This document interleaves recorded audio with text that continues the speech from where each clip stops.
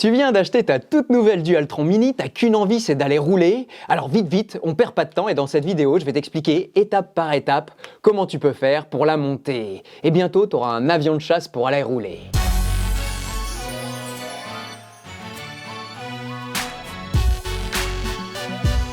Une fois que tu as ouvert le carton, soit tu as un copain qui passe par là, tu lui payes une bière et il te donne un coup de main, soit tu prends ton courage à bras le corps, tu retournes le carton et tu fais sortir le polystyrène.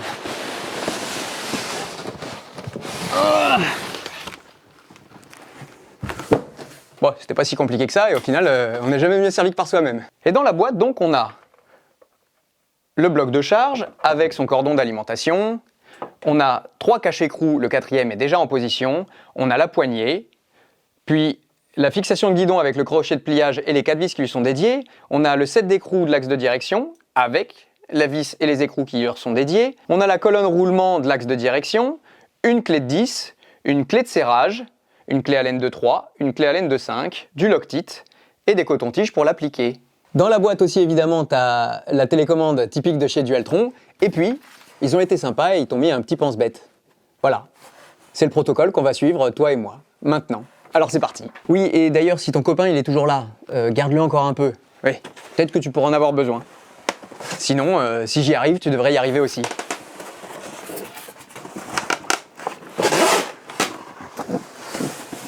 Hop. Ce joli son. Et la bête se dévoile.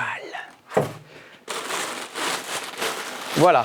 C'est le moment le plus compliqué, il n'y a pas à dire. Il va falloir trouver un moyen de tenir 3 machins avec 2 mains. C'est pour ça que si on a une 3e ou une 4e dans le coin, c'est appréciable. Bon ben, puisque je suis tout seul et que j'ai pas de copain, ben je dois me servir de ma tête. Mais j'ai de la chance, on est quelques-uns là-haut.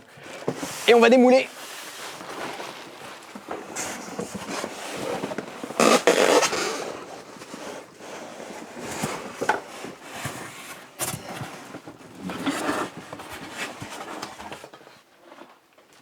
À l'aise, Blaise. On m'avait dit que ce serait compliqué. À ce moment-là, tu auras envie d'avoir une surface plane, ou un tabouret, une petite table, parce que c'est plutôt bien fait. Le dessous du plateau, il est tout plat. Du coup, hop, tu fais tomber la roue dans le trou, et puis voilà.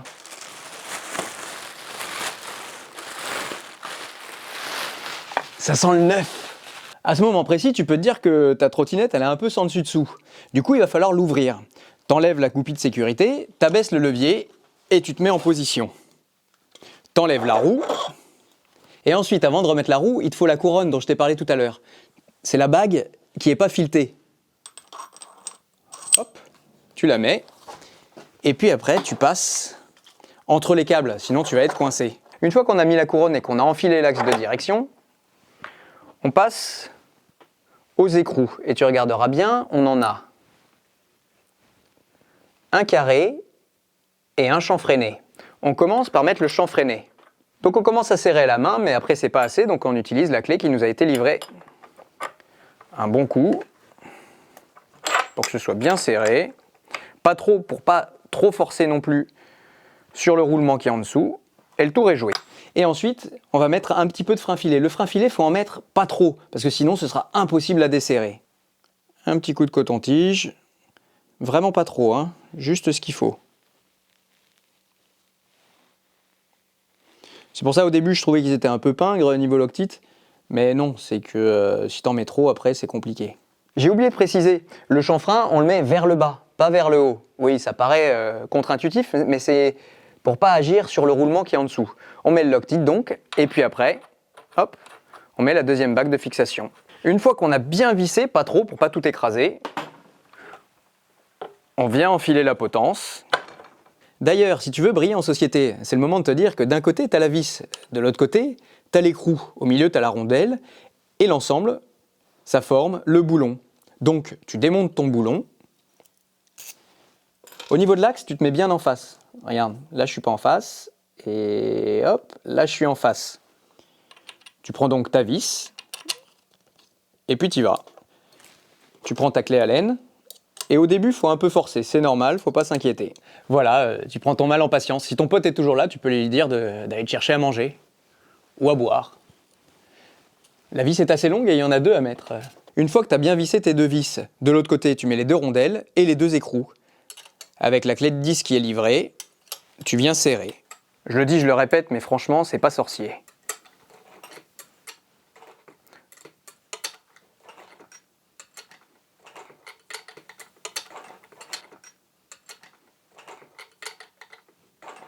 Une fois qu'on s'est occupé de la potence, on passe au guidon.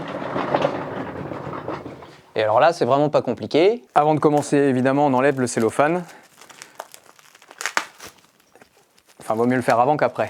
Et attention, avant de fixer le guidon à proprement parler, il faut d'abord passer l'odomètre et la poignée de frein. On s'équipe de la petite clé Allen de 3 et on vient fixer. Encore une fois, pour le moment, on ne serre pas fort. On fera ça plus tard. Et puis, dans la foulée, on prend la patte de fixation,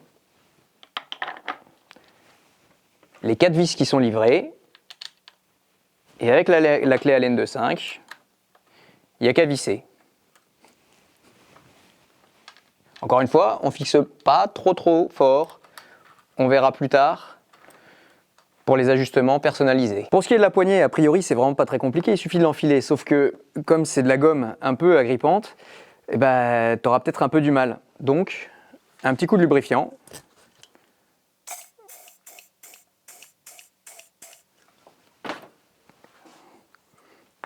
Et le tour est joué. Ensuite, on a une dernière étape de montage avant les réglages définitifs. Cette dernière étape, c'est le montage du frein. On prend le câble qui est là, à l'avant, on vient démonter la vis. On a cette petite pièce là, dont je ne connais pas vraiment le nom, la pièce qui est trouée. Et on vient la mettre dans l'emplacement qui lui est dédié. On fait passer le câble dedans.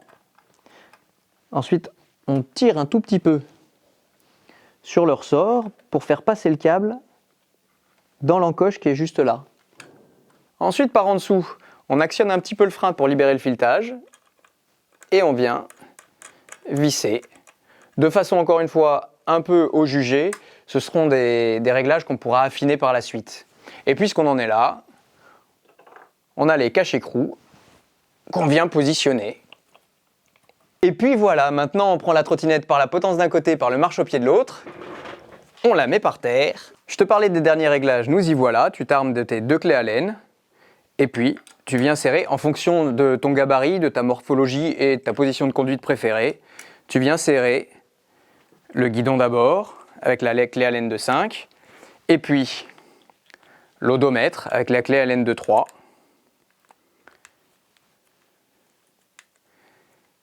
Et enfin, les gâchettes de frein avec la clé Allen de 5 et par en dessous cette fois.